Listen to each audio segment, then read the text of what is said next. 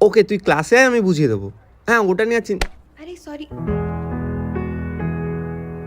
তুই এখানে? হ্যাঁ, এই পড়াতে যাচ্ছি। বাবা, তুই এখন টিউশন পড়াস?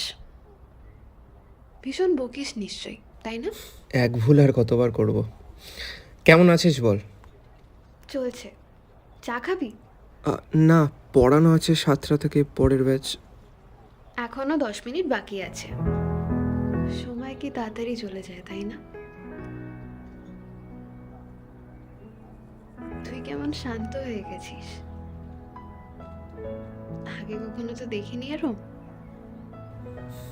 শুভ কেমন আছে? ভালো। জানুয়ারিতে আমাদের এনগেজমেন্ট। জানি।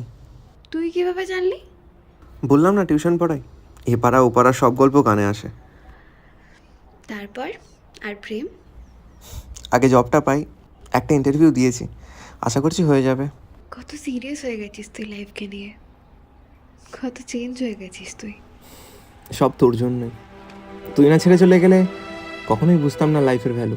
সৈকত তখন। আরে তোর দোষ নেই, আমি তোকে রাখতে পারিনি। মানুষটা থাকতে মানুষটার ভ্যালু করতে পারিনি। তবে এখন খুব হ্যাপি আছি, সব অভ্যাস হয়ে গেছে। টিউশন, স্টুডেন্টস সব ভালোই চলছে। আর একটা মজার কথা কি জানিস, মা বলছে নাকি জবটা হয়ে গেলেই আমার জন্য মেয়ে খুঁজবে। বাবা, এই জেনারেশনে আবার অ্যারেঞ্জ ম্যারেজ? হ্যাঁ, বাবা মা বুঝেই গেছে আমার দ্বারা আর মেয়ে খোঁজা হবে না। কেন হবে না? স্যার আপনি? পিয়াস দিদি তুমি? তোমার কথা স্যারের মুখে সব সময় শুনি।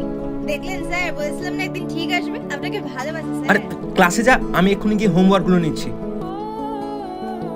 আরে স্টুডেন্টসগুলো না বন্ধুর মতো মিশি বলে মাথায় উঠে গেছে। এই দেখ, 7টা বেজে 15 মিনিট হয়ে গেছে। আমি উঠি, বুঝলি?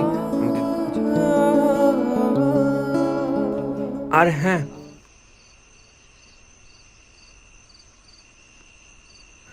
ঠান্ডা পড়ে গেছে বাইরে, কিছু আনিসনি দেখছি।